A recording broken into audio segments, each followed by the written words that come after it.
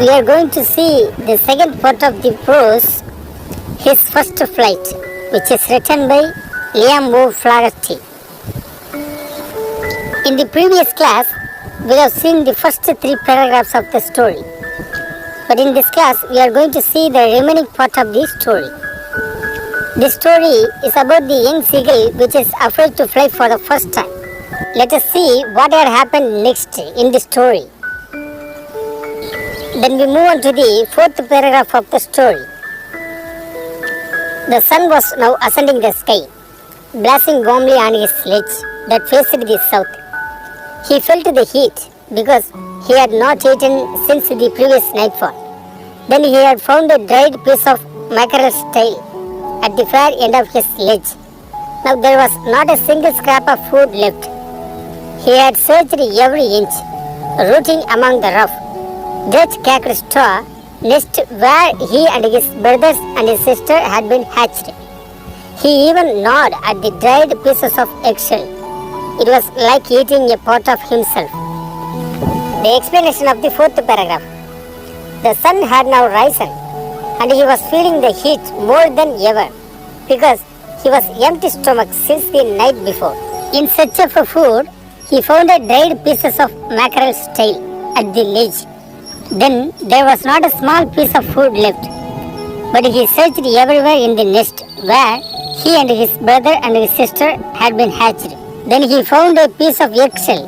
While eating the eggshell, he felt that he was eating a part of himself. Then we move to the hard words and its meanings from the 4th paragraph. Ascending the sky, the act of rising through the air, blazing, shine brightly.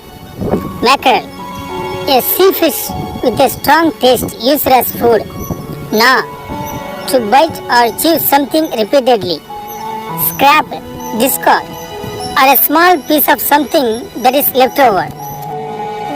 Then we move to the 5th paragraph of the story.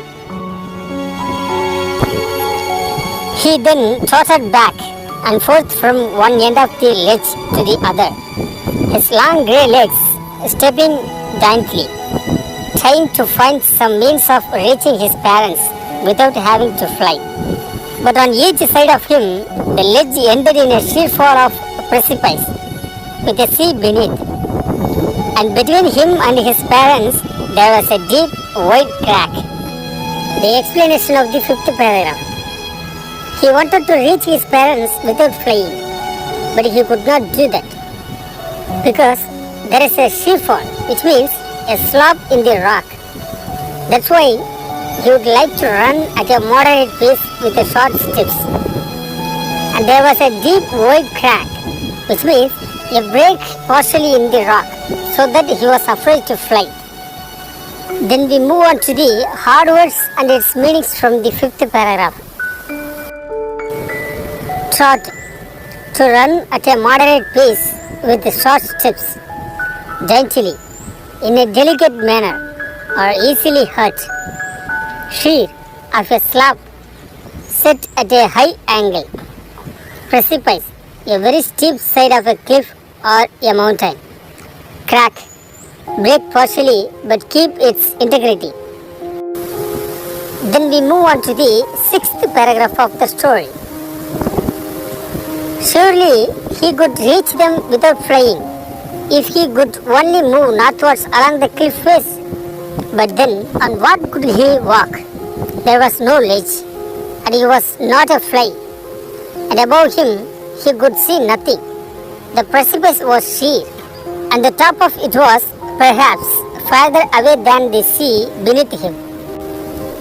The explanation of the 6th paragraph.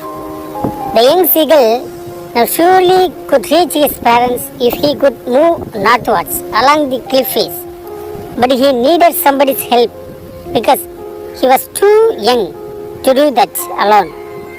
Nobody was there to help him. He was afraid and frightened. There was no ledge, but a steep high face of rock. That's why he could not move to reach his parents. Then we move on to the hard words and its meanings from the 6th paragraph. Northwards, in a northern direction. Beneath, under, perhaps, by chance, farther, more distant. Then we move on to the 7th paragraph of the story. He stepped slowly out to the brink of the ledge, and standing on one leg with the other leg hidden under his wing, he closed one eye, then the other, and pretended to be falling asleep. Still, they took no notice of him. He saw his two brothers and his sister lying on the plateau dozing, with their heads sunk into their necks. His father was preening the feathers on his white back. Only his mother was looking at him. The explanation of the 7th paragraph. Then the young seagull moved slowly to the edge, and there he was standing on one leg. He held his another leg under his wing. At the same time, he closed his eyes. He wanted to pretend himself to be falling asleep. And then he saw his two brothers and his sister lying on the plateau dozing. Dozing means sleep lightly for a short period of time. His brothers put their heads sunk into their necks, while his father cleaning his feathers, but his mother was looking at him. Let us see the hard words and its meanings from the 7th paragraph. Pretended, behave unnaturally, or put forward. Plateau, a relatively flat highland. Dozing, sleep lightly or for a short period of time. Preening, cleaning. Then we move to the 8th paragraph of the story. She was standing on a little high hump on the plateau, her white beast thrust forward. Now and again she tore at a piece of fish that lay at her feet, and then scraped each side of her beak on the rock. The sight of the food maddened him. How he loved to tear food that way, scraping his beak now and again to wet it. He uttered a low cackle. His mother cackled too and looked at him. The explanation of the 8th paragraph. The mother bird was standing on the little high hump on the plateau. Hump means something that bulgy. Then she scraped each side of her beak on the rock. Beak means the mouth of a bird. Then the young seagull saw his mother bird was taking a piece of fish on her feet for him, so that the young seagull bird was maddened.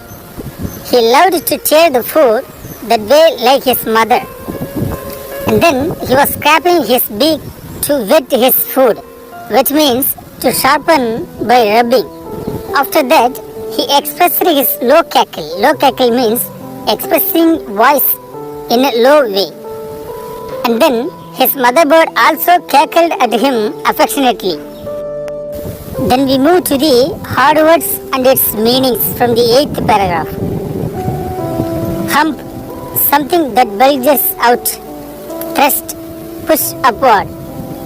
Scraped, scratch repeatedly. Wet, sharpened by rubbing. Cackled, make a low noise.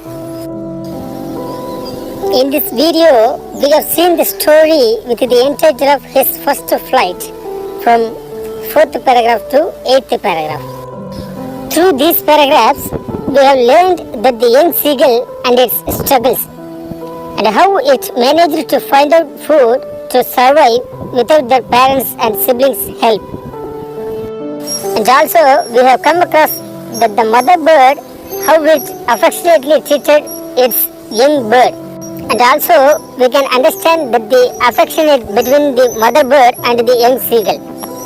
And also, we have learned that the young seagull wanted to reach his parents without flying, because it is afraid to fly for the first time. In the next video, we will see that the young seagull who is afraid to fly for the first time, whether it is fly or not. Let us move to the question time. What did the young seagull manage to find in his search for food on the ledge? The answer. The young seagull managed to find the dried pieces of mackerel's tail in the previous night. The next morning, he found the dried pieces of eggshell to eat. What did the young bird do to seek the attention of his parents? The answer. At first, the young bird pretended to fall asleep. Later, it uttered a low cackle and kept calling sadly to draw the attention of his parents. Give an instance that shows the pathetic condition of the young bird. The answer. The young seagull failed to muster up courage to fly, so he had to stay in his nest. He had no food. He could not find anything but the dried pieces of eggshell to eat. This was the pathetic condition of the young bird. How did the bird try to reach its parents without having to fly? The answer. He walked back and forth one end of the ledge to the other, and also he tried to find some means of reaching his parents without having to fly, but it could not reach them. Okay students, in this class we have seen the first prose with the entire of his first flight from 4th paragraph to 8th paragraph. We will see the remaining paragraphs in the next video. Thank you.